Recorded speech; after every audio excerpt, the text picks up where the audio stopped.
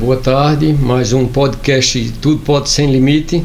Hoje nós vamos conversar aqui com o doutor João Ralph, advogado militante em nossa URB, especialista em direito processual e direito tributário. Minha boa tarde. Boa tarde, doutor do Jardim. Boa tarde a todos que nos veem, que nos escutam. É um prazer estar aqui na sua companhia, participando desse programa, e espero dar a minha modesta e humilde contribuição. O tema de hoje é desafios enfrentados referente ao acesso à justiça no TJPE. Aí eu gostaria que o senhor fizesse um breve comentário, né, da sua experiência e trajetória profissional. Pois não. Bom, eu me formei na Faculdade Integrada do Recife, né? Antiga Faculdade Integrada do Recife, mas na época ela já era parte da Universidade de Estácio de Sá, em 2007. Prestei o exame da OAB, passei, né, a primeira vez que fiz. Durante toda a minha vida acadêmica, eu sempre gostei muito da área tributária, então eu fiz a monografia em tributário, eu fiz especialização em tributário, cheguei a fazer seleção para um mestrado em tributário também. Na Federal não consegui passar, e na Unicinos, certo? E milito, se considerarmos a fase de estagiário também, porque como eu estagiei na Caixa Econômica de um Tribunal de Justiça, não sei hoje, mas na época era obrigado você ter OAB, né, de estagiário, para que você pudesse praticar os atos inerentes à condição de estagiário.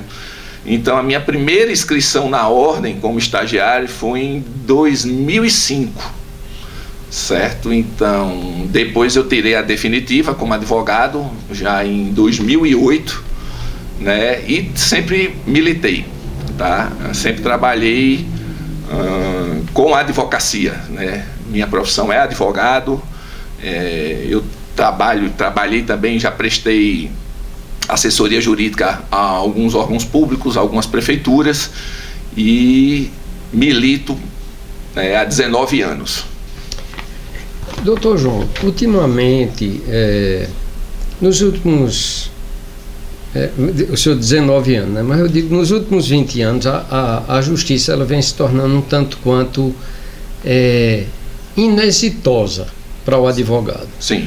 Haja visto o mecanismo que o Estado tem colocado, que é um entrave para a advocacia. Sim. A advocacia administrativa, que é feita pelo Ministério Público, a quantidade de escolas de direito com seus núcleos de prática jurídica, que no início é a capacitação do advogado, mas a lusco-fusco. E quando eles vão à prática do direito, a maioria deles não sabe nem conduzir uma audiência, né? Nós tivemos aqui um podcast falando sobre o desafio do jovem advogado. E aí hoje nós estamos com o desafio de um advogado militante, como está a situação, essas agruras que nos últimos anos vêm deixando cada dia mais difícil o exercício do direito. Exato, perfeito. Eu queria que o senhor fizesse uma colocação, uma digressão dessa... Pois não. Doutor Luiz, veja, na sua época que o senhor estudou, o Estado de Pernambuco tinha a Universidade Federal, a Faculdade de Direito de Caruaru, a Católica e a ESO, a Sim. Faculdade de Olinda. Só 5. 4, não, 4. É 4. Eram 4 faculdades de Direito. Na minha época, eu acredito que já eram 10 ou 12. E hoje, eu não sei precisamente, mas digo tranquilamente que temos mais de 25 cursos de Direito no estado de Pernambuco. Certo? Aí já vem um dos primeiros problemas. Qual é? Vamos dizer assim, essa proliferação de faculdades de Direito, certo? Ela meio que enfraqueceu a profissão de advogado. Por quê? Porque hoje em dia, né, nós temos um grande número de jovens que chegam no mercado com a falsa expectativa de que direito é a tábua de salvação da vida deles.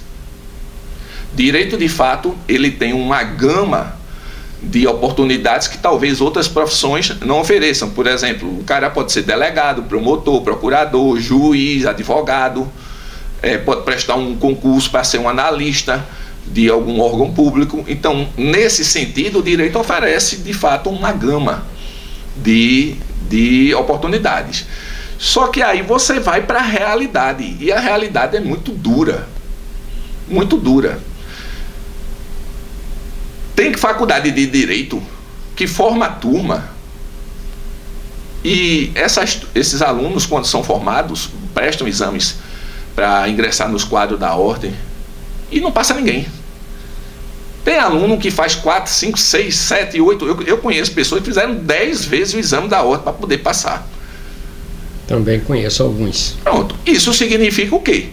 Que o curso não atende a expectativa e não preenche os requisitos mínimos de conhecimento do profissional em direito. Quando eu era estudante, começou essa proliferação de cursinho preparatório para a OAB. E me perdoe a falta de modéstia no que eu disse, mas eu disse e comprovei. Eu disse, cara, se eu passar 5 anos na faculdade de Direito e não acertar 50 questões, que na época eram 100, eu não fiz nada aqui. Exatamente. Eu não fiz nada aqui. Certo? Porque o mínimo que se exige é que você acerte pelo menos metade da prova para você passar. Então, a gente vê um esvaziamento. Aí nós temos uma superprodução, vamos dizer assim, de advogados. Muita oferta para pouca demanda. Isso faz com que o quê? Muito jovem, né? Quando começa a advogar, ele não tem uma real percepção de quanto vale o trabalho dele. Aí, por exemplo, todo ano a ordem vai e faz tabela de honorários. Por exemplo, tem procedimentos, consulta, vamos falar coisa básica, consulta. Você abre um escritório lá em Recife, eu já tive escritório em Recife, ninguém bate na porta do escritório lá em Recife para falar com o advogado achando que o cara vai atender ele de graça. Certo. Ninguém bate na porta de qualquer escritório de advocacia achando que o advogado vai atendê-lo pro bono, gratuitamente. Ele sabe que quando ele ingressa no escritório de advocacia, ele vai pagar, no mínimo, pela informação que ele vai buscar. Não estou dizendo nem contratar os serviços, né? Aqui no interior, a gente tem uma prática de não cobrar por consulta. Grande parte dos escritórios aqui em Garanhuns, na região, não cobra consulta. E quando você cobra consulta, você é um estranho no ninho. Exato. Aí ocorre uma inversão de valores. Quem cobra, quem segue inclusive o código de ética, né, ou seja, para valorizar a profissão, é marginalizado. E aquele que não cobra, né, se sente como que está fazendo a coisa correta. Justamente. Uma outra coisa que é um outro entrave é essa questão da advocacia administrativa, na questão de direito de família, por exemplo. Então o Ministério Público faz muita composição coercitiva. Veja, a questão da advocacia administrativa, eu enxergo ela sobre vários prismas, né? Primeiro, nós temos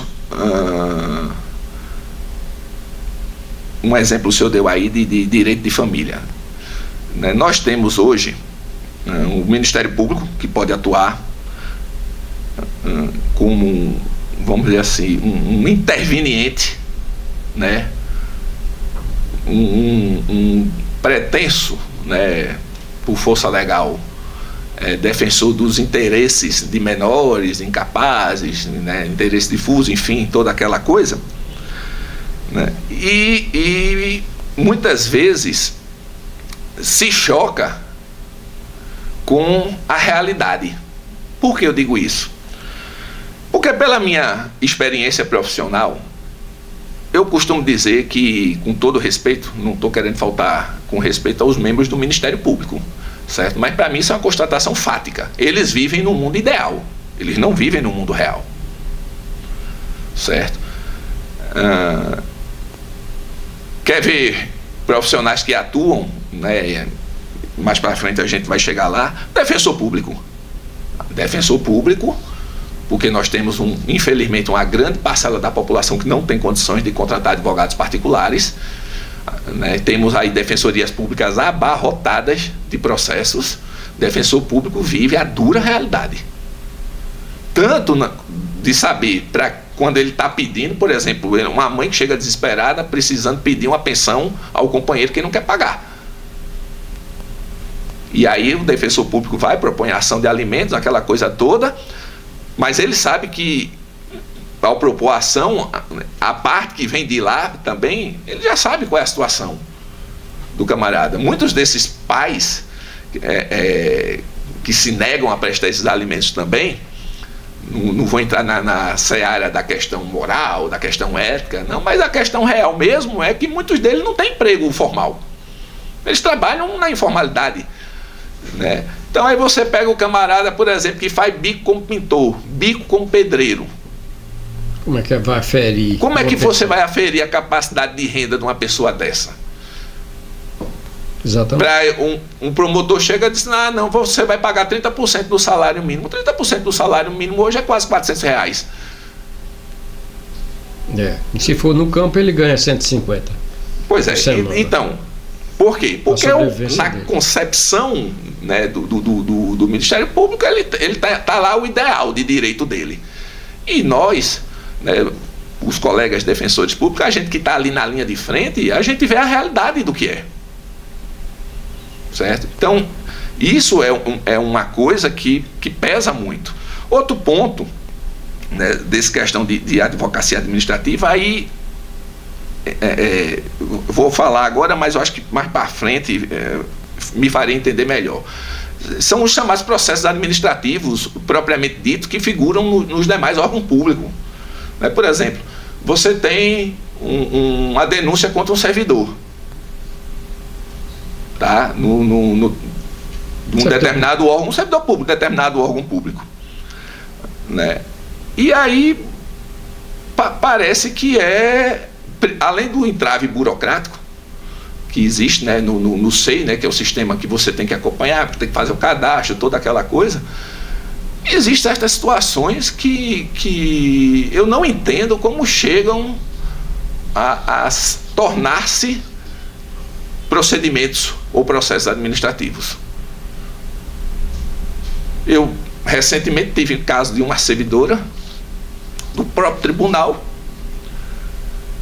que foi denunciada por um colega. Se abriu um processo administrativo contra essa servidora. Durante a instrução processual, verificou-se que, na verdade, ela era vítima do servidor que a denunciou. Ela vinha sofrendo assédio moral durante 10 anos por parte desse cidadão, até que chegou no limite que ela estourou. Aí ele foi, vê lá, você chega no processo administrativo, né, se for para qualquer congresso de direito administrativo, para qualquer palestra de membro de OAB, membro do Ministério Público, membro do Judiciário, principalmente em faculdade de Direito, falando do devido processo legal e do princípio do contraditório da ampla defesa, né? É tudo muito lindo, tudo muito bonito, mas quando você chega na prática, durante a instrução, né, eu fiz pedido contraposto e disse: olha, ela na verdade é a vítima. Ela não é a agressora, não é a agente causadora do suposto dano. Sabe o que foi que o tribunal fez? Botou panos quentes, obrigou os dois meio que fazerem as pazes e arquivou o processo. Por quê? Porque o Tribunal de Justiça, ele não quer a publicidade de ter que admitir que tem um servidor que durante 10 anos assediou moralmente uma servidora. Então, para ele é muito mais fácil botar panos quentes, né, e fingir que nada aconteceu. O servidor está lá no canto dele e a servidora, que eu prestei assessoria a ela, está fazendo tratamento. Pois é. E o dano é o dano moral e físico. E físico, né? Psíquico. Psíquico. Né? Então, quer dizer... É uma possibilidade do direito. Aí volto a dizer...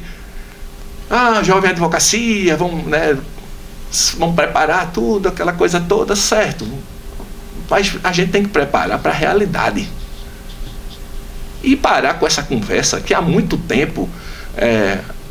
que a gente escutava na faculdade, o direito é um dever ser. Já deixou de ser há muito tempo. Já deixou de ser há muito tempo um dever ser. O direito, como o senhor bem disse, hoje, no estado que a gente mora, que é o estado de Pernambuco, no tribunal que a gente tem, é uma possibilidade. É uma possibilidade. Por quê? Você não vê o direito se materializar. Você pega... Vou abrir um parênteses aqui, se o senhor me permitir, rapidamente. Quando eu era estagiário, criaram o famoso sistema Judoin, que era uma intranet, vamos dizer assim. É um sistema que o próprio TJPE usa, né, para você movimentar processo, aquela coisa toda, inserir documento, né, ver o que tem dentro do processo, enfim. Eu dava aula de sistema de informação na Universidade de Estácio.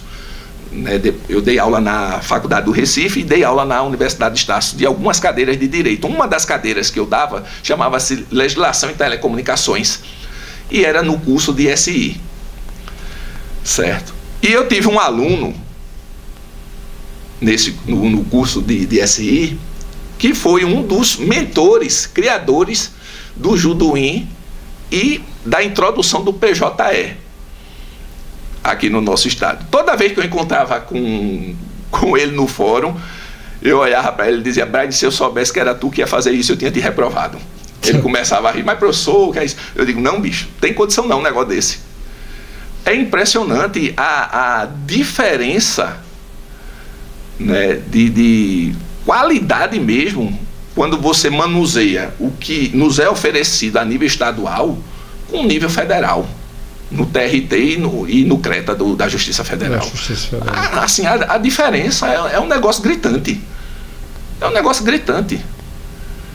Certo? Você, para conseguir ver, sem falar a indisponibilidade, né? Sim. Quem milita, acho que agora recentemente, quando você bota o certificado digital que você entra, aparece logo o quadro de avisos. Aí você bota lá no site do Tribunal de Justiça do Estado de Pernambuco, ou você bota o seu certificado digital. Agora no mês de junho, nós teve uns 10 dias de disponibilidade. Reformando sempre o sistema. Tentando atualizar. Né? Tentando atualizar. Eu vejo assim, durante esse período que eu estou militando, né, já faz muitos anos, a época que era o processo físico, a celeridade da justiça era muito maior do que hoje, com toda a tecnologia. Pronto. Aí, agora o senhor chegou num dos pontos centrais, acredito, inclusive, da nossa conversa aqui. O que é que vem acontecendo com a advocacia pernambucana nos últimos anos? Além de sofrer, eu acredito que por conta do grande volume, né, de colegas que ingressam na profissão, assim, a massificação, vamos dizer, da profissão de advogado, sempre né, como o direito fosse a tábua de salvação de muita gente, e não é como toda profissão pode ser sua tábua de salvação se você for bom no que você faz. Senão você é só mais um. E também não sobrevive. Não sobrevive, certo? E aí vamos lá. O senhor disse uma coisa certa. Eu, particularmente, comungo do seu entendimento. O que é que acontecia né, para os jovens que não viveram isso, os mais antigos como nós sabem muito bem disso. Quando a gente queria despachar um processo, a gente ia na vara, fazia a carga do processo, botava ele debaixo do braço e ia despachar com o juiz. Exatamente. Quando você ia umas 5, 6 vezes seguida, o juiz, até para não ver mais a tua cara lá, ele despachava o processo. Sim. Com o advento tecnológico, o que foi que se criou e o que acontece, infelizmente, na nossa realidade aqui, né? Volto a dizer, estou falando do nosso estado porque é onde a gente vive, onde a gente milita, onde a gente trabalha. A proporção que a tecnologia melhorou, progrediu, ou seja, o aparato tecnológico foi implementado com a finalidade de facilitar e de melhorar o serviço jurisdicional. Porque isso é uma prestação do Estado, né? E é Estado na concepção ampla da palavra, é uma prestação jurisdicional, né? Porque o Estado tomou para si o controle da jurisdição. A gente não é permitido fazer a chamada justiça com as próprias mãos. Então, quem tem que fazer justiça é ele. E o que é que aconteceu? Progrediu-se no aparato tecnológico, né? E, contraditoriamente a isso, nós evoluímos na questão da prestação jurisdicional, certo? E aí nós vamos para 3 elementos, né, que pesam sobremaneira, né? O primeiro elemento, certo, que atrasa muito isso, na minha concepção, certo, é a retirada das prerrogativas do advogado. Por quê? Porque hoje mesmo eu fui na 3ª Vara Civil despachar um processo aqui de Garanhuns. Como o tribunal criou, e o senhor sabe bem disso, e eu vou chegar lá que é um dos outros pontos, a chamada diretoria civil. Sim. Não é verdade? Eu não consegui despachar o processo. Sim, porque nem o juiz tinha acesso. Não, o juiz não tem acesso. Então, o que é que acontece? Primeiro ponto dessa chamada involução. Se tirou a prerrogativa do advogado. Nossa lei é uma lei federal. A Constituição nos assegura, né, a igualdade de tratamento como promotores e juízes perante o Poder Judiciário, perante o sistema jurídico, né, brasileiro como um todo. Mas na prática não acontece isso. Existe uma hierarquia muito desleal. Então, o que é que aconteceria isso 12, 15 anos atrás? Eu pegava o meu processozinho, estava debaixo do braço e eu quero falar com o doutor fulano tal. Aí ele não está aqui hoje não. Tudo bem, amanhã eu volto.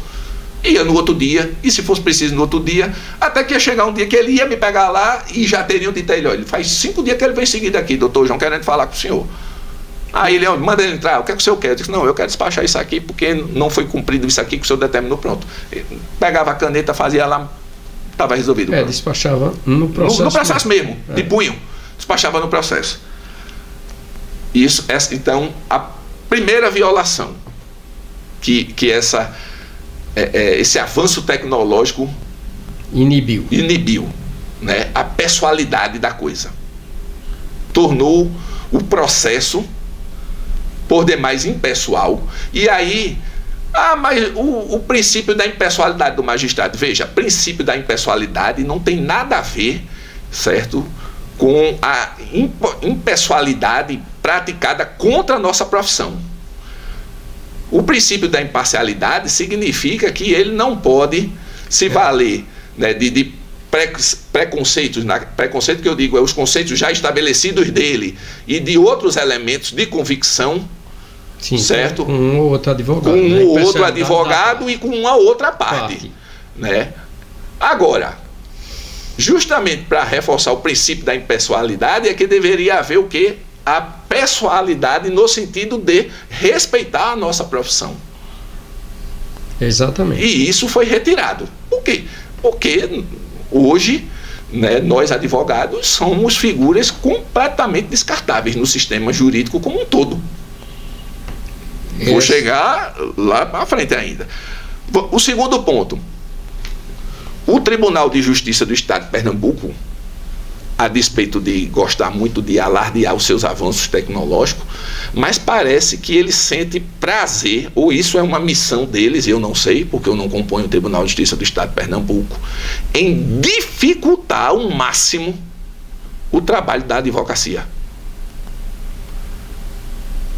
Certo? Essa criação dessas diretorias civis sob o pretenso argumento de que vai gerar agilidade nos processos é uma falácia. Isso é uma falácia. Façamos um raciocínio simples.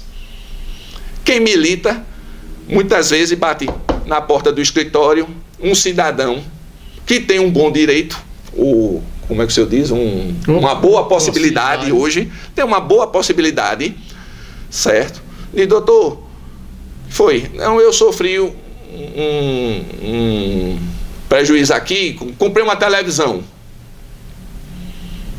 comprei um carro, deu um defeito, a empresa não quer me ressarcir, não quer fazer nada por mim. Eu tenho que ir para onde, como eles dizem no popular? Eu tenho que ir para a justiça. Não dizem nem judiciário, dizem justiça. Porque o leigo, né, atrela como se fosse a mesma coisa o poder judiciário e a justiça. E a gente sabe que isso é para outro podcast, que está muito longe e é muito diferente. Né? Aí ele chega e diz, tá certo, você vai, o senhor comprou seu carrinho, foi quanto? Foi 80 mil reais, que o cara financiou o carrinho dele, né, pagou com sacrifício. O carro deu defeito, a fábrica, a concessionária não quer trocar, você precisa ajuizar uma ação. Certo? Aí você chega para esse camarada e diz, olha, eu preciso cobrar o senhor pelo menos para dar entrada na ação, tá? Me pague 5%, tá? Que é 4 mil. Ele já pergunta se o senhor pode dividir, né? A gente tem que fazer mesmo que um carnê, né? Abrir um crediário para ele pagar em sua prestação, porque o cara não só tem isso de despesa, né? E aí você ia despachar o processo aqui, que já sabemos que não ia andar ligeiro um tipo de causa dessa. Sim. Né? Aí o tribunal cria uma vara, uma diretoria civil em Caruaru. Sim. Publica lá uma instrução normativa, uma portaria, que eu não sei qual foi o tipo de ato que fizeram, criando as diretorias civis. Aí tem o rol do que ficou para ser tratado diretamente nas varas. Aí tem mandado de segurança, alvará de soltura, liminar contra plano de saúde, liminar para fornecimento de remédio. Ou seja, um elenco muito pequeno. Um elenco pequeno e às vezes e voltado a direitos constitucionais e direitos fundamentais. Justamente. Certo? Não aos chamados direitos ordinários, né? Que vamos dizer assim, que seria um caso desse, que é o nosso direito do dia a dia, ainda que o cara esteja sofrendo muito.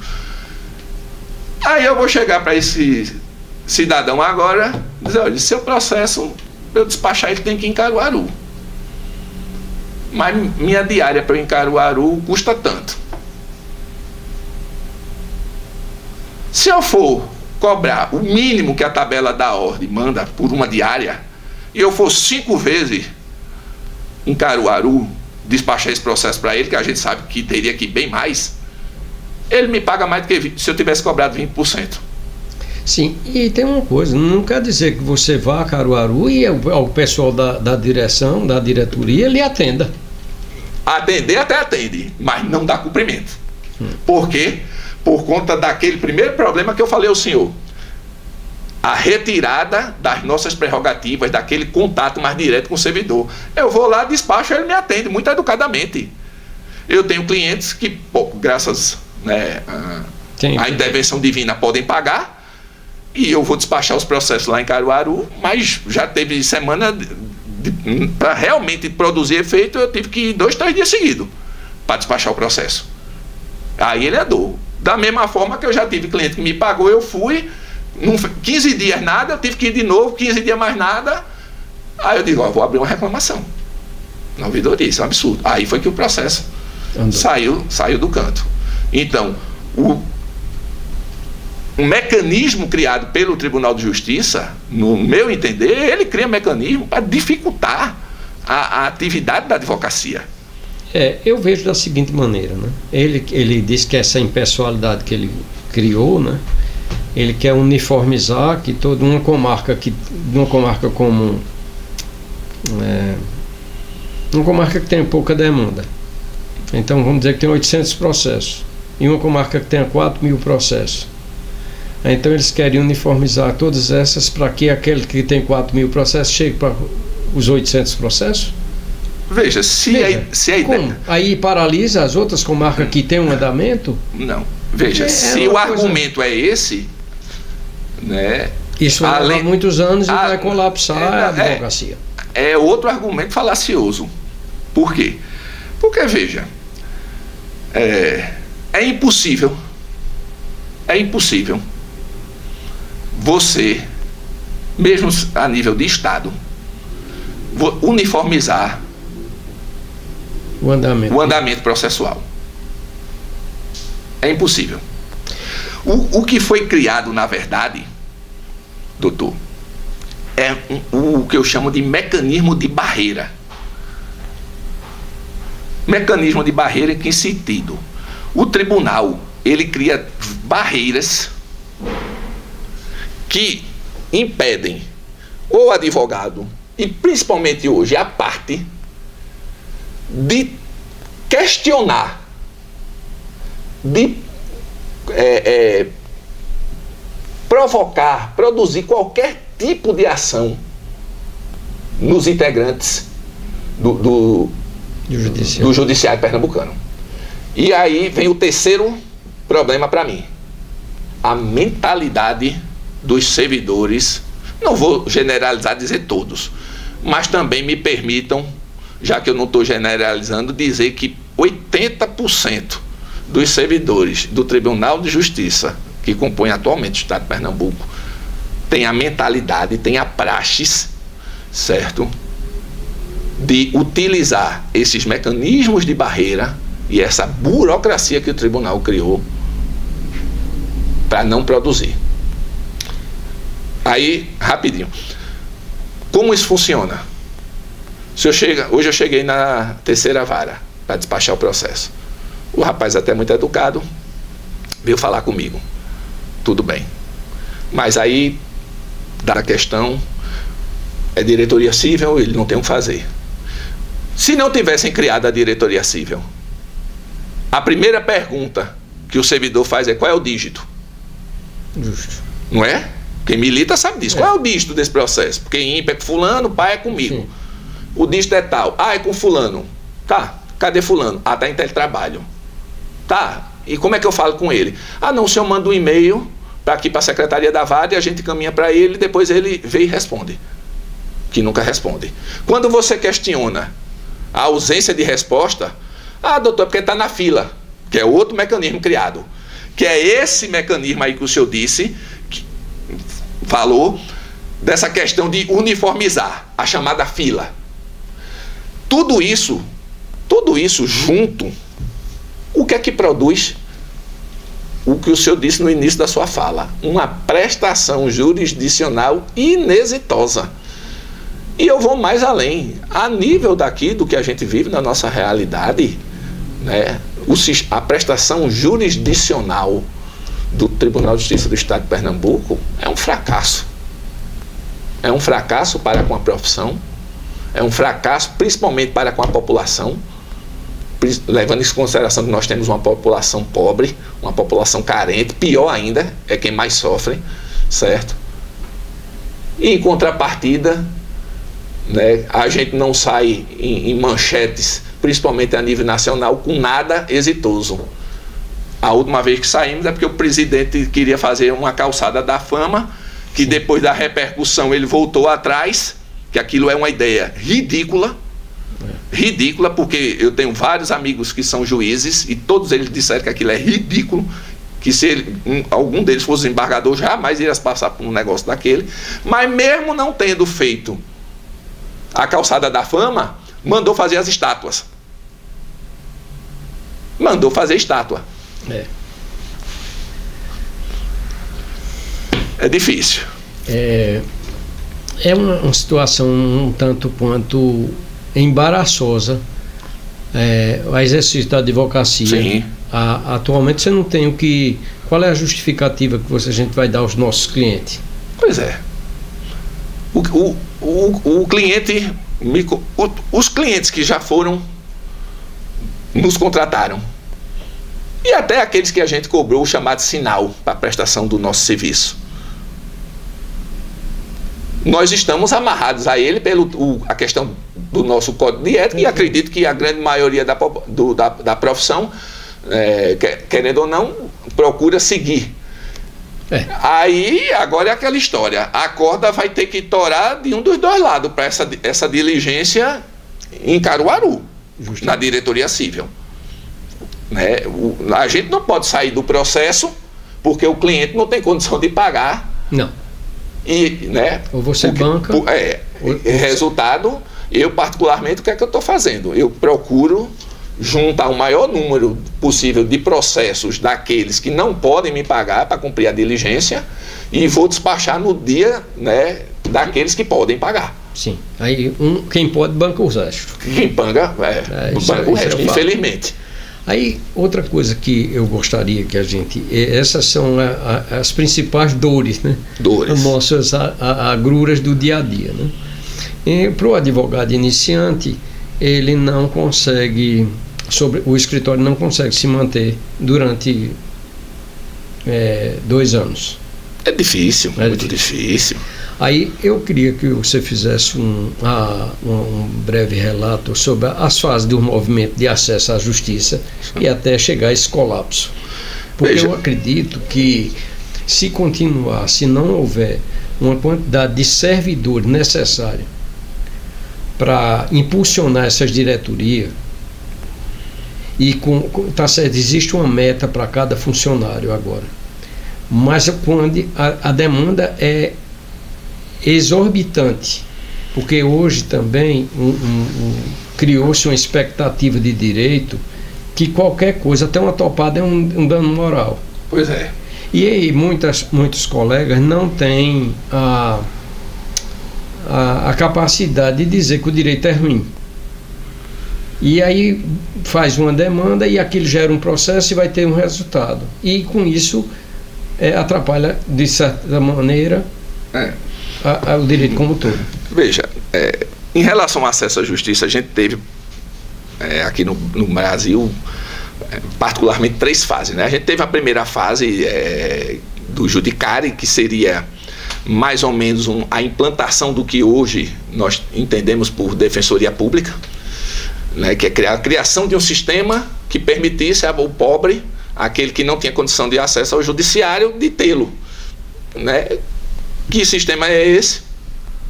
O que hoje está consolidado como defensoria pública, né? Nesse primeiro momento também se criou, o senhor é criminalista, sabe disso, ainda existe essa figura de advogado particular pago pelo Estado.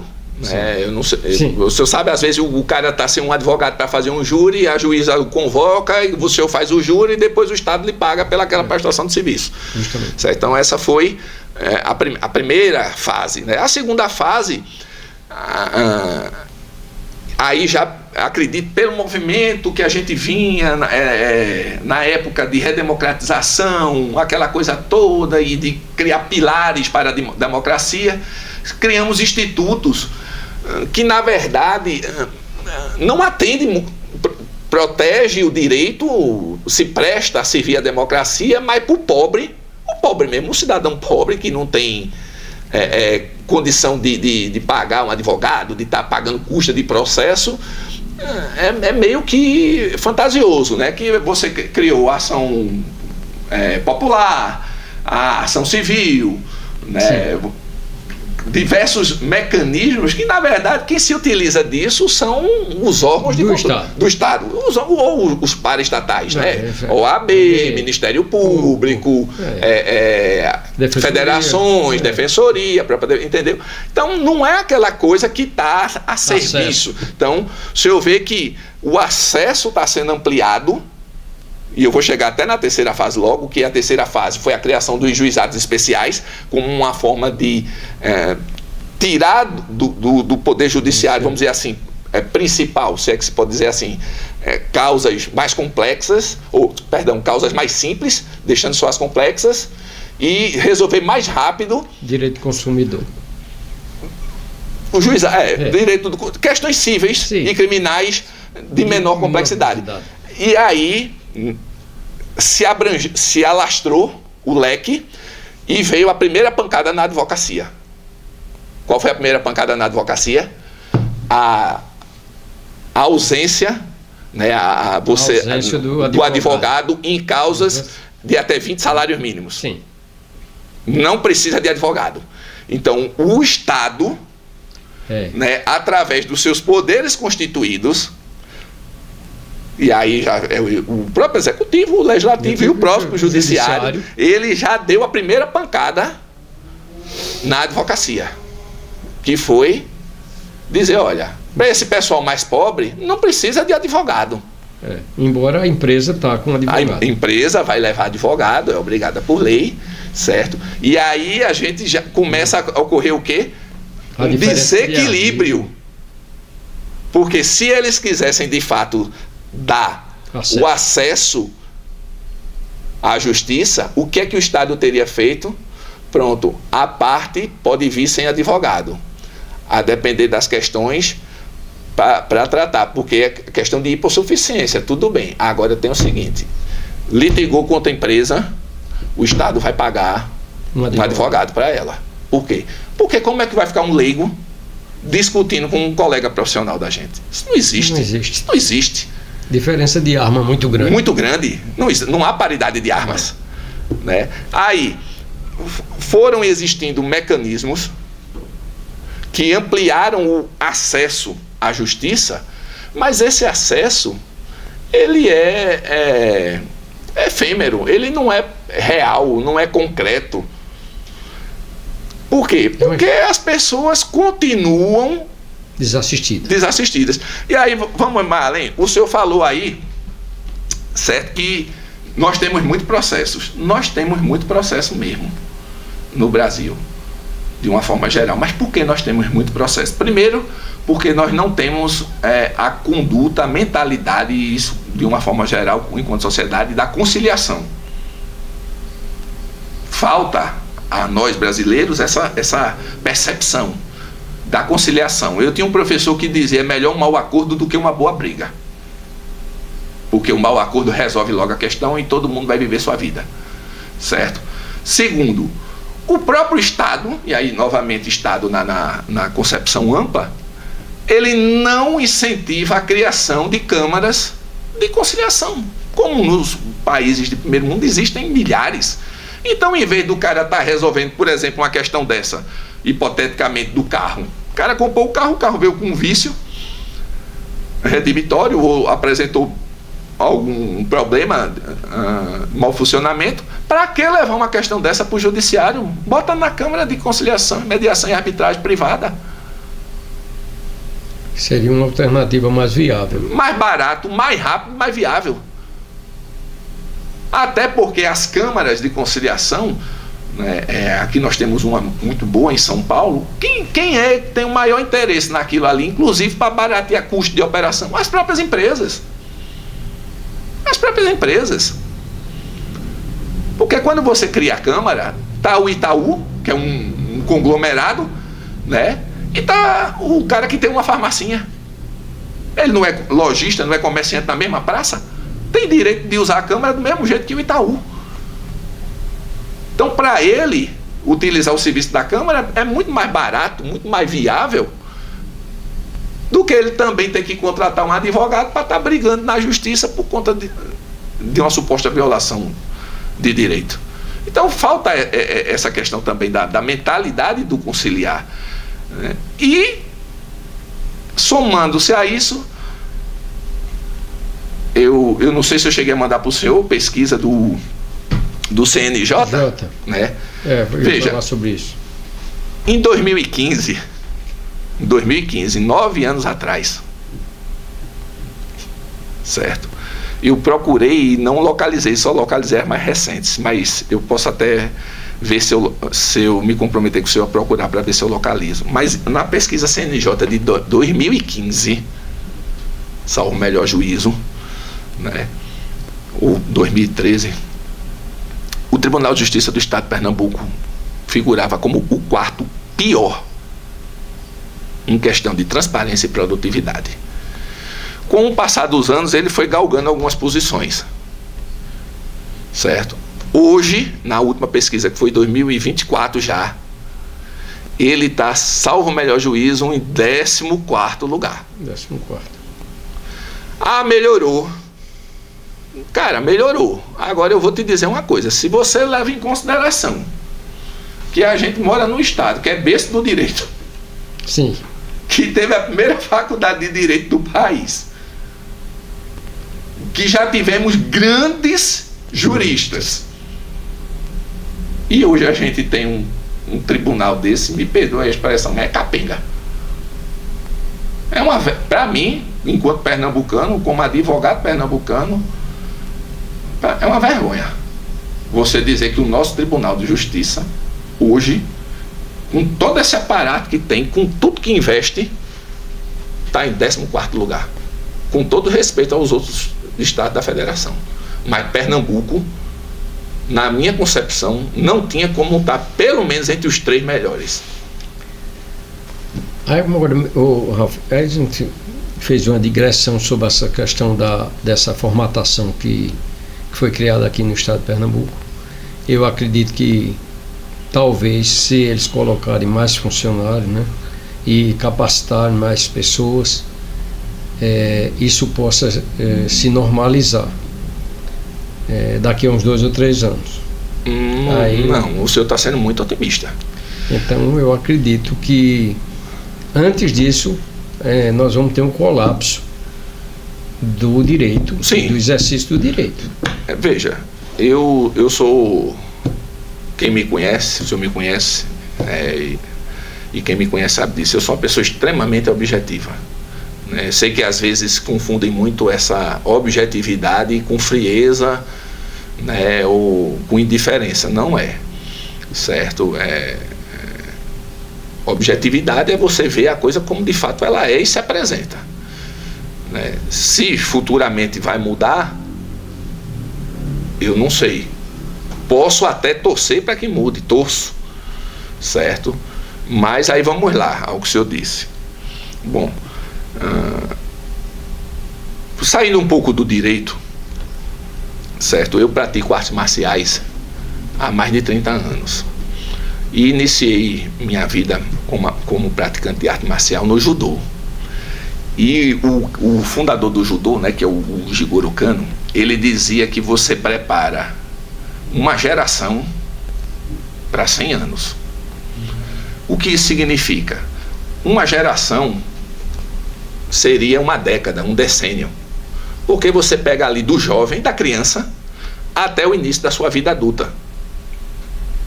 Eu posso pegar uma criança com 8 anos e ir educando essa criança para quando ele for um homem jovem, um jovem homem de 18 anos, ele está preparado para servir a sociedade. Então eu meio que tenho isso na minha cabeça, certo? Que também falta muito no nosso país, é uma questão de ver além, ver mais adiante, tá? O senhor disse aí que se contratasse mais gente, melhoraria em 2, 3 anos. Não vai melhorar em 2, 3 anos. E eu vou lhe dizer por quê. Primeiro, para se contratar mais servidores, precisaria ter em pauta, certo? Um mega concurso. Um mega concurso. O último concurso que abriu do Tribunal de Justiça, se eu pegar aqui a comarca de Garanhuns, abre 2, 3 vagas. Salauá, Paranatama, esse município, quando abre uma vaga. Porque a grande concentração é aonde? Na região metropolitana do Recife. Justamente. Recife, Camaragibe, São Lourenço, Jaboatão, Olinda, Cabo, né? A região metropolitana paulista do Recife. A concentração é ali. Mas quando você pega o coeficiente da população e divide até por esse número de servidores, você vê que é irrisório. Né? Abriu o concurso, tem 60 vagas para a região metropolitana do Recife. Quando você pega a população que mora ali, você faz uma divisão, na prática ficou esse mesmo uma vaga que tem aqui para o cara de Saló de Paranatama. E a gente precisaria o quê? Um mega concurso. O cara dizer, eu vou fazer um concurso, né, para contratar servidor para o tribunal. De capacitar. E capacitar. Quanto precisa? Quanto precisa? Eu vou, pronto. Em vez de eu abrir uma vaga para continuar se arrastando como está aqui no interior, nesses interiores menores. A vaga do interior é sempre discriminada. Sempre foi. Né? Mas eu digo, pega uma comarcazinha pequena aqui, Saloá, vai fazer concurso para quanto? Vou botar pelo menos 5, 6 pessoas lá. E não uma. Porque 5, 6 consegue produzir. Vou botar para Garanhuns. Para Garanhuns vou botar quanto? Não posso botar em Garanhuns menos de 20. Aí abre concurso para comarca de Garanhuns, uma vaga, 2 vagas, 3 vagas. Aí eu lhe pergunto, um servidor a mais que entre, por mais que ele produza, vai mudar o que da nossa rotina diária? Não vai mudar nada. E aí, não tem uma perspectiva de ter um concurso dessa magnitude, né? E nós não temos, certo, nem a mentalidade de dizer, olha, eu não tenho condição agora de botar 20 servidores em Garanhuns, mas eu vou fazer um projeto para nos próximos 10 anos eu colocar, nos próximos 10 anos... Pelo menos substituir os que estão se aposentando. Não só isso, não só substituir, mas eu colocar força de mão de obra para trabalhar dentro do Forte de Garanhuns, colocar mais 20, mais 30. Isso é pensar além, pensar lá na frente. Não tem essa mentalidade. Por quê? Quando é que o concurso é feito? Quando o sindicato bate muita panela, dizendo que está trabalhando demais, veja o senhor, trabalhando demais, um teletrabalho e remoto. Uma produção dessa, né? Remoto. Bate panela dizendo que está trabalhando demais, que o número é pequeno, que já se aposentou não sei quanto, aí o tribunal vai, abre um concursozinho, sai em tudo que é canto, concurso para 450 vagas no Tribunal de Justiça do Estado de Pernambuco. Aí divida pela população e pelas unidades judiciárias, para ver quanto dá para cada unidade judiciária. É matemática simples. O direito pode ter muitas discussões, mas a matemática não tem não. Não tem não. Né? Se eu tenho 450 vagas para dividir entre 150 comarcas, como é que eu vou? Em tese daria 3 para cada comarca, mas a gente sabe que não dá. Por quê? Porque aí eu pego 2, por exemplo, que seria desses 3 para estar aqui no interior, e remanejo para Recife, para a região metropolitana. Justamente. E aí o problema só faz o quê? Se perpetuar. Veja só, ao longo do tempo, a OAB sempre foi uma trincheira da democracia. No princípio. Bem no princípio. Bem no princípio. E ultimamente, né, a nível nacional, a nível estadual, a gente não vê nenhuma força em defesa das prerrogativas do advogado. O que se faz é muito incipiente. No mês passado entrou com a ação para a questão do horário, uma liminar. Durou quantos dias? Foi o Tribunal de Justiça do Estado de Pernambuco, em mais um ato, né, contra a profissão, né, ele criou outro mecanismo para dificultar a vida, né, o acesso dos profissionais e das partes ao sistema, né, vamos dizer assim. E aí ele baixou uma instrução normativa delimitando como se daria a questão dos plantões, né, do horário, dizendo que iria... Veja, meu consolo, doutor Luiz, de coração, quando eu escuto um presidente do Tribunal de Justiça ir para a televisão dizer o que o doutor Ricardo disse, é que eu sou agraciado com o dom da visão e da audição. Somente esse. Porque, para mim, é uma falta de respeito com as pessoas. O cidadão ir para a televisão dizer que diminuir o horário de funcionamento vai aumentar a produtividade. Meu Deus do céu. Se as pessoas indo lá todo dia, de 7 às 19, não estavam dando uma produção adequada, como é que vai produzir mais trabalhando de 8 às 14? Aí eu volto a dizer, o direito pode ter muitas discussões, a matemática não tem não. A matemática é exata. É verdade. Olha o absurdo. Eu pensei logo, sabe em quê? Eu fui estagiário da 4ª Vara de Família.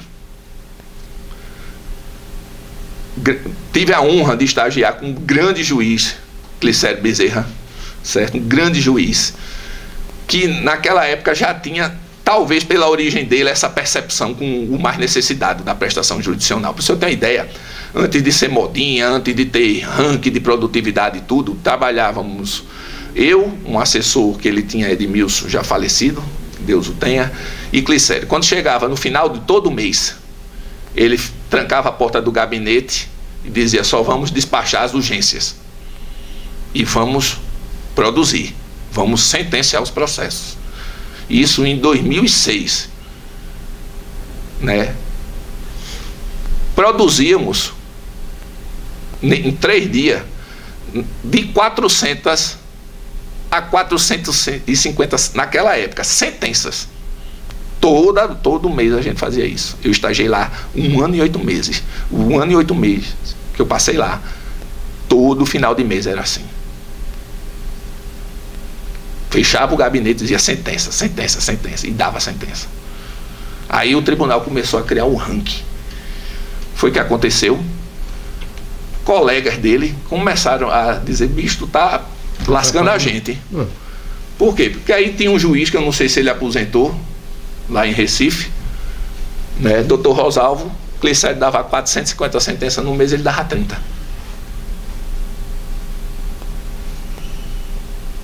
Aí incomodava. Incomodava. Não é? Por quê? Porque produzia. Aí, quem milita na região de Recife, principalmente, vara de sucessões. Eu tenho um processo que tem 12 anos. O CNJ já disse que não pode ter processo de 2020 sem sentença. Que todos os processos de 2020 para trás, que não foram sentenciados ainda, vão entrar em inspeção. Eu tenho um processo de 2012 na 2ª Vara de Sucessões do Recife. Eu também tenho alguns. Certo? Uma cliente idosa, e quando eu digo idosa, com mais de 80 anos, que é prioridade da prioridade, e o juiz simplesmente não sentencia. Aí eu pergunto ao senhor e a quem está nos ouvindo, o tribunal não sabe disso? Sabe. A OAB não sabe disso? Que foi o mote do seu questionamento. Sabe. Todos eles sabem disso. Agora, aí vem a questão dos interesses a portas fechadas. A OAB, nos últimos anos, se tornou meio que um clubinho privado. Um clubinho privado em que sentido? Eu advoguei muitos anos em Recife, tive escritório lá, então vou começar a falar de lá. Quem é que comanda a OAB a nível estadual? As grandes bancas de escritório de Recife. Eles só rodam entre eles. E o que foi que eles fizeram para manter parte dessa hegemonia? Levaram essa percepção, essa concepção de administração para o interior. E aí, quem é que nós temos como presidente das subseções no interior? Advogados lobistas também. Advogado lobista. O que é o advogado lobista? É aquele embonecado, um ternozinho bonito e caro, É que não sabe o que é um balcão de fórum. Esse ano nós vamos ter eleição para a OAB de novo. Vamos. E eu espero que não façam que a categoria, a classe, que a gente chega na rua, encontra com o senhor, encontra comigo, desce a lenha. Principalmente para falar da OAB. Mas na eleição passada, o que foi que fizeram? Porque na eleição passada nós tínhamos duas propostas completamente distintas. Completamente distintas. Nós tínhamos de um lado uma advogada militante e do outro lado o representante de um determinado grupo. E a categoria escolheu, por quê? Porque na época da eleição todo mundo fica simpático, todo mundo é amigo de todo mundo, né? Promessas, olha o que fizeram na eleição passada, de promessa para jovem advogado. Eu fui assistir uma delas, doutor. Eu comparo as promessas que foram feitas a primeira vez que eu li o artigo 7º da Constituição e chorei. Porque aquele salário mínimo que está lá, eu pensei que era, eu digo, vai virar uma Suíça. Né? Porque não tem como você ler o artigo 7º da Constituição que fala do salário mínimo a primeira vez e não chorar. Porque é lindo ele. Não é? É lindo. Aí você vai para uma palestra para o jovem advogado, eu digo, rapaz, eu acho que ou eu endoidei de vez, já perdi o restinho do juízo que eu tinha, né? Ou a cara de pau, né? O cinismo chegou a um nível que ultrapassou toda e qualquer barreira. Porque o que foi feito de promessa para a jovem advocacia não é brincadeira. Ralf, mas você não acha que aqui, efetivamente aqui em Garanhuns, criou-se a tutoria, né, para acompanhar o jovem advogado? Não sei se tem divulgação. Nessa gestão, a OAB trouxe dois ministros para fazer palestra. Não houve divulgação. Eu acredito que deve acontecer alguma coisa. O George já esteve aqui no podcast e eu perguntei a ele por que essa falta de divulgação. Agora, recentemente, teve um curso de direito eleitoral. Você soube? Por alto. Por alto. Mas não efetivamente não houve uma convocação para que os advogados participassem. E você não acha que há uma distância muito grande entre a OAB Garanhuns, a OAB Pernambuco e muito mais distante a OAB a nível nacional, entre o advogado e não era necessário a gente sentar e fazer uma mesa redonda para discutir essas agruras da sobrevivência da advocacia? Pois é, mas aí voltamos mais uma vez, né, a repisar o que já foi dito. A questão do interesse. Não tem interesse, doutor. Olhe, o presidente da OAB Pernambuco, certo? Não sabe nem quem é João e Luiz Jardim. Sim, acredito. Se ele não sabe, com todo respeito, quem é João, Ralf e Luiz Jardim, principalmente Luiz Jardim, pelos anos de estrada que tem, o senhor acha que ele vai saber quem é um jovem advogado, um cara com OAB 80 mil? Dificilmente. Outra coisa, Ralf, eu gostaria de uma das coisas assim, efetivamente o 5º Constitucional, que é nosso representante lá, não fala? Ou esqueceu que foi advogado? Bom, faz muitos anos que eu não o vejo, e a única vez que o 5º Constitucional, nesses anos que eu advogo, foi realmente 5º Constitucional por um advogado militante, foi quando o professor Sertório entrou no tribunal, e ainda entrou por conta de uma briga do então governador Eduardo Campos com o presidente do Tribunal de Justiça, entre quem um queria e quem o outro queria. E aí meio que acabou caindo no colo dele. Ele foi meu professor de direito sucessório durante 2 períodos na faculdade, certo? E nós fizemos campanha para ele, porque ele era um advogado militante. Né? E ele entrou no tribunal. Quando eu militava em Recife, e todas as vezes que eu fui falar com ele, ele continuou tendo a visão do outro lado. Ainda, ele não perdeu. Mas aí vem aquela questão da proporcionalidade. Primeiro, quantos advogados do 5º tem no Tribunal de Justiça hoje? Talvez 4 ou 5. 4 ou 5. Certo? E desses 4 ou 5, quantos se mantêm, como o senhor disse, com um viés voltado para a profissão? Quase nenhum. Quase nenhum. Ele, por exemplo, se ainda tiver, que faz muito tempo que eu não vejo. Até por conta da idade dele, ele já tinha uma certa idade quando entrou. Não sei se chegou a se aposentar. Mas continuou, mas tá. Aí é aquela história, ele não era a regra, ele era a exceção. Agora, esse ano vai ter. Agora, veja o senhor como é a vida. Quando os processos eram físicos, era mais fácil despachar com o desembargador do que com o juiz. Muito mais. Eu nunca vi um negócio desse, é surreal. Quem milita sabe disso. Todas as vezes que eu precisei ir num Palácio da Justiça, eu chegava, não, quero falar com o desembargador fulano. Quero falar com o desembargador fulano. O desembargador estava lá trabalhando. Eu conheci um, né, o desembargador Virgínio, Alberto Nogueira Virgínio, se não tivesse aposentado também, ele trabalhava todo dia de segunda a sexta, de 9 a meio-dia, saía para almoçar às 12 horas, voltava às 14 horas, saía às 7, 8 horas da noite, todo santo dia. Eu chegava na segunda vara de sucessões para despachar esse processo de 2012, nunca vi o juiz. Cadê o doutor fulano? Foi pro eleitoral. Cadê o doutor fulano? Foi fazer uma substituição. Cadê o doutor fulano? Tá viajando. Cadê o doutor fulano? Tá doente. E não via doutor fulano lá. É um fato.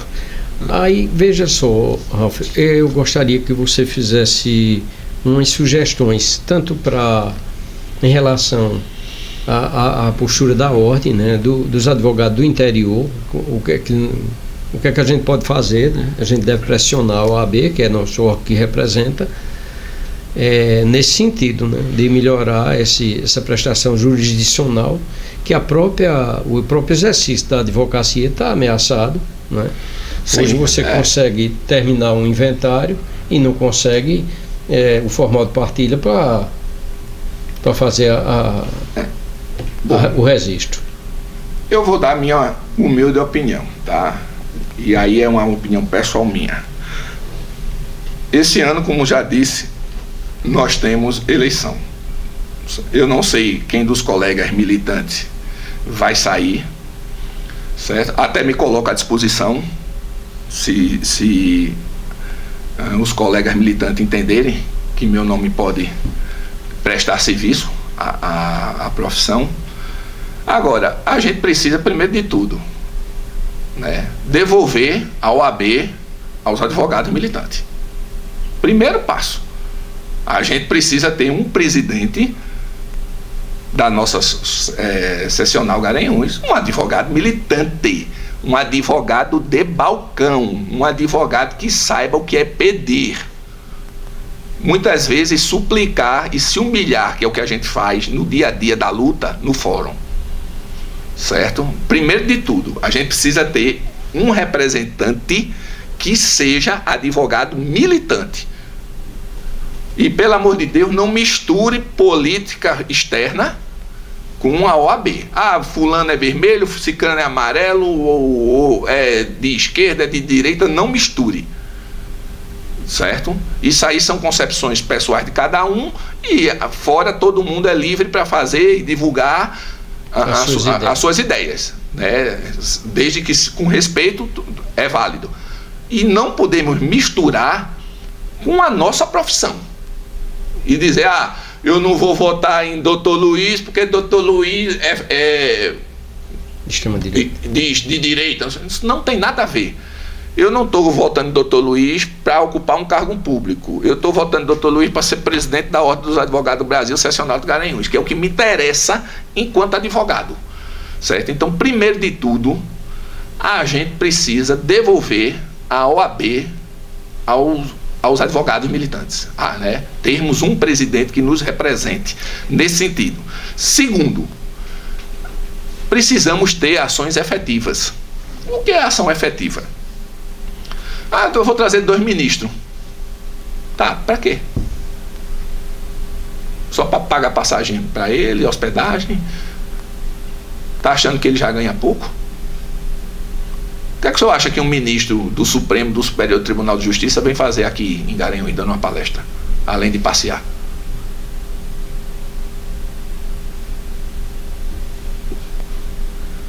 Aí, vamos para a prática? Sim, para a prática. Vamos para a prática? Em vez de eu trazer ministro, né, vou trazer advogado militante, que milite nas mais diversas áreas. Eu vou dar um exemplo. Né, vamos dizer assim, eu atuo em vários ramos do direito, não faço previdenciário e faço pouco trabalhista, né, mas nos demais ramos do direito eu atuo. E, modéstia à parte, consigo atuar de forma satisfatória. Mas eu conheço vários advogados, inclusive advogados com anos de profissão, e, por exemplo, nunca fizeram um agravo regimental, nunca reescreveram um recurso extraordinário, nunca escreveram um recurso especial. E algum ou outro que precisou foi lá no Google, bota no Google, eita, modelo, aí acha que beleza aquilo. Não passa. Não passa. Não passa. Não passa.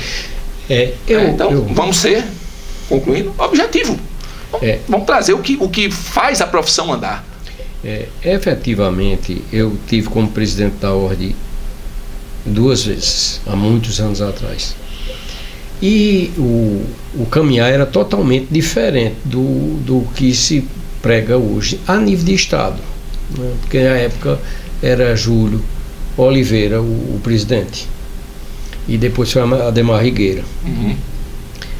Então, nós tivemos um incidente aqui com a Operação Suíça, onde alguns colegas foram indiciados. E a Ordem foi muito presente na defesa deles, independente do ato que possivelmente eles tenham infringido. Não é? E, à época, nós tínhamos, assim, efetivamente, curso de capacitação. Que é o que interessa, doutor. Efetivamente, sempre tem, e pessoas, nós fazíamos lançamento de livros, sabe? O custo era muito exíguo para que o advogado tivesse acesso e para o estudante também. E depois, né, houve uma mudança muito grande na Ordem a partir de Jaime Asfora. Jaime Asfora, a Ordem foi se distanciando muito do interior. E o ego foi tomando conta, né? E hoje, praticamente, o advogado do interior é visto como um pária, vamos dizer assim. Porque o que foi que aconteceu, já que o senhor falou de Jaime para frente? Né? Se entregou a ordem, efetivamente, aos grandes escritórios, às grandes brancas. Porque qual é o pensamento dos caras? Burro eles não são. Eles perceberam que o Poder Judiciário, né, principalmente aqui no nosso estado, estava criando esses mecanismos que a gente falou aqui tantas e tantas vezes.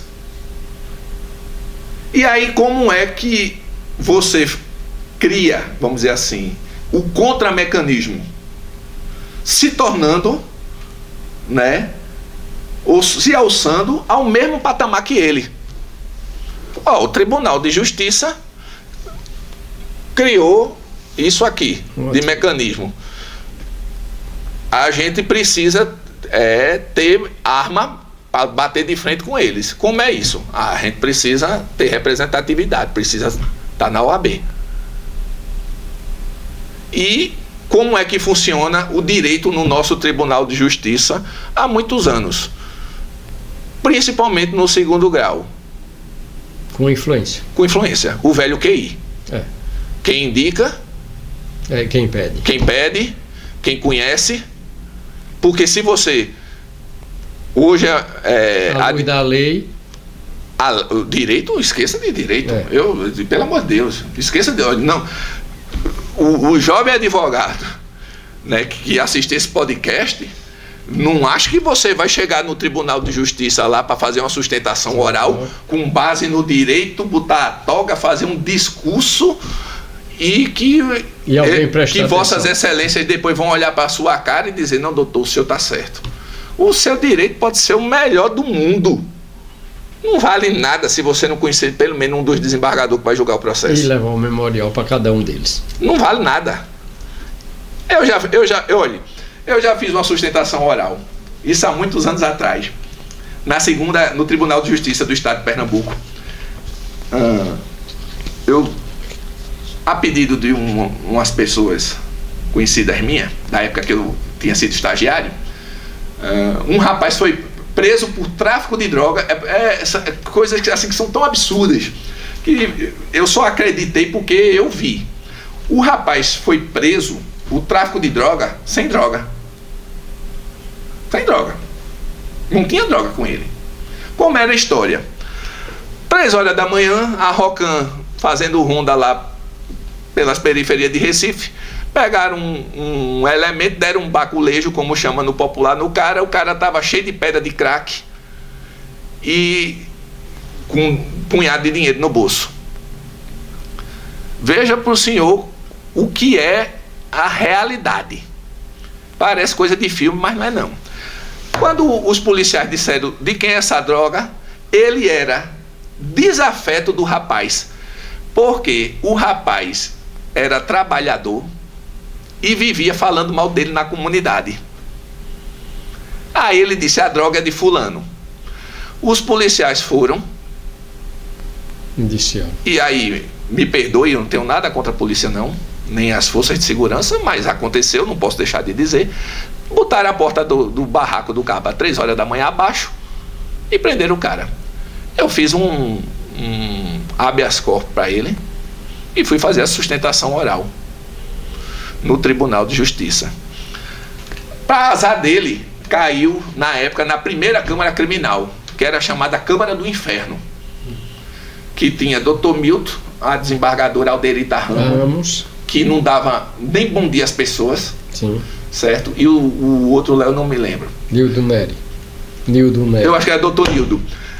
Aí veja o senhor, eu fui,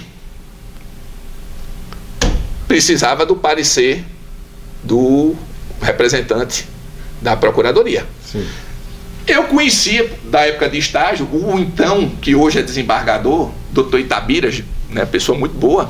Aí fui falar com o doutor Itabira, doutor Itabira, aí aconteceu assim, assado. Aí ele olhou para minha cara e disse: João, tu garante? Eu digo: doutor, garanto. Eu não ia pedir ao senhor se o rapaz não fosse assim. Inclusive, se o senhor quiser, pode perguntar a fulano também, que era uma pessoa conhecida. Ele disse: não, você está dizendo, não tenho por que duvidar da sua palavra. O doutor Itabira deu parecer para soltar o rapaz. Aí a relatora era a desembargadora Alderita Ramos.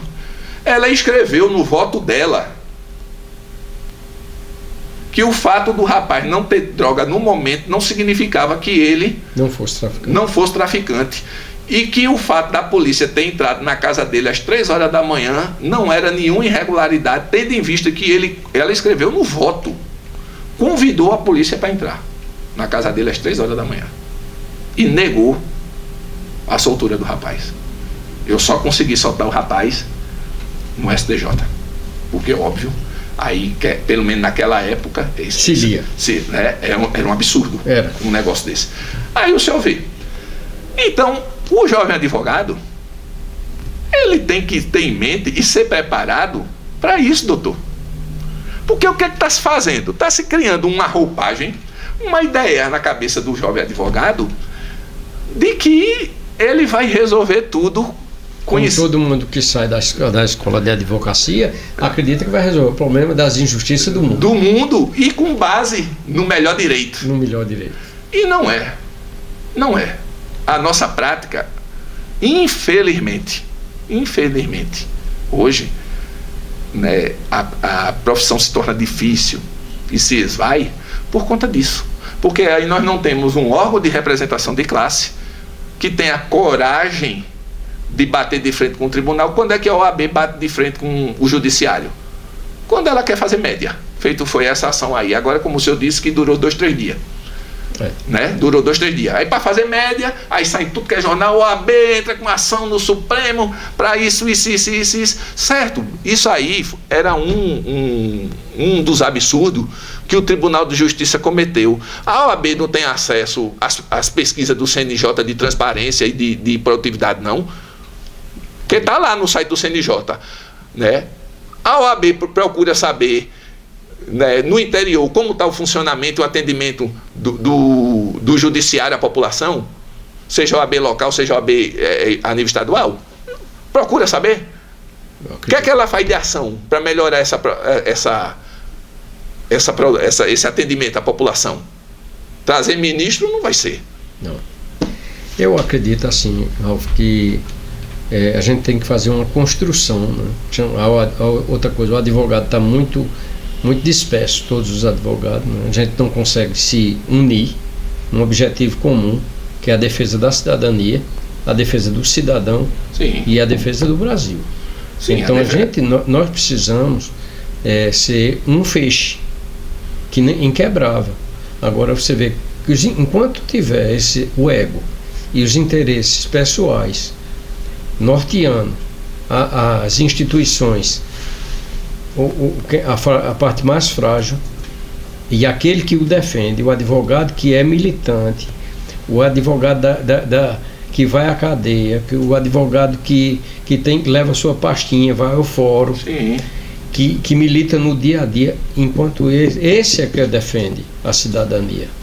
Eu acho que esse podcast vai abrir os olhos, né, das pessoas que estão presas no seu ego, né, e a gente vai melhorar.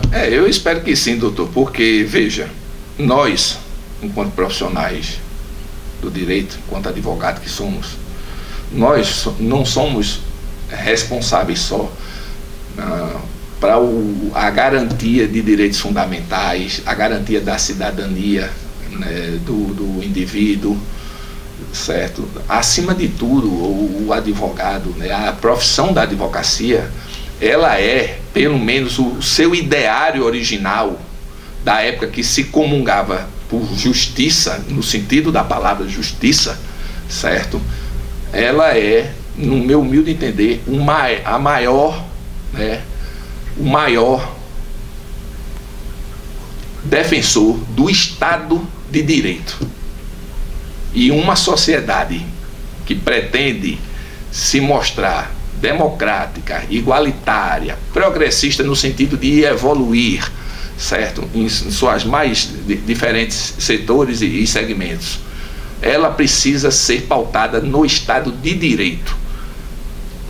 E o Estado de Direito é a garantia a todos do direito fundamental, certo?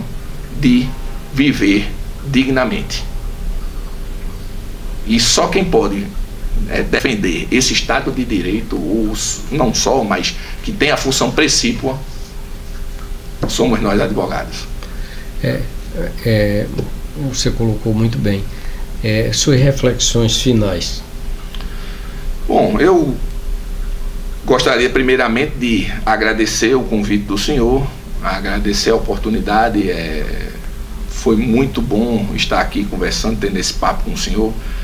Sempre que a gente se encontra, né, nos corredores do fórum, a gente sempre troca uma ideia, conversa algo justamente sobre a dificuldade da militância diária que infelizmente a gente encontra, certo? E eu espero que aos que forem assistir a esse podcast, ouvir esse podcast quando tiverem oportunidade, principalmente o jovem advogado, né, ele procure se vincular mais à classe, certo? E quando eu digo se vincular à classe, é se vincular à categoria, aos profissionais, né, como o senhor disse, a nos tornarmos um. Porque se vincular hoje à OAB, enquanto instituição do jeito que está, é se distanciar da categoria, se distanciar da classe. E isso só faz o quê? Aumentar as nossas dificuldades. Tá? Então eu espero muito que sirva, né, como um alerta, né, principalmente para essa juventude que está aí e que vai ter que enfrentar as durezas da profissão, certo? Muita resiliência, mas enxergue além. Saia da caixinha, não acredite em tudo que lhe dizem e não ache que o que está apresentado de forma bela, né, de forma vistosa, é aquilo que você vai ter no dia a dia, não, tá certo? Muito obrigado, Ralph. As suas colocações, eu sei da sua luta no dia a dia, né, e na defesa dos clientes, né, da sociedade como um todo. Eu espero e convido a todos os advogados que nós nos unamos, né, para capacitar, para estudar. Sim. Eu tenho um pouco de experiência e me coloco à disposição. O Espaço Luiz Jardim está a serviço da cidadania, né? Vocês são bem-vindos, eu espero que vocês ouçam, compartilhem e dê sugestões. Se cadastre lá no site, se quiser mandar algum material para ser publicado no blog. É um serviço que nós prestamos à comunidade como um todo. Eu acredito que a OAB e a defesa da cidadania e da liberdade, principalmente no momento que nós estamos vivendo, atual, é imprescindível a união de todos os advogados. E nós vamos ter uma eleição, vamos ver a proposta de cada um dos candidatos e vamos à frente. Lutar pela justiça nos torna cada dia mais digno e mais responsável. A justiça é a liberdade, é um direito maior do que a vida. Muito obrigado. Muito obrigado. Muito bom.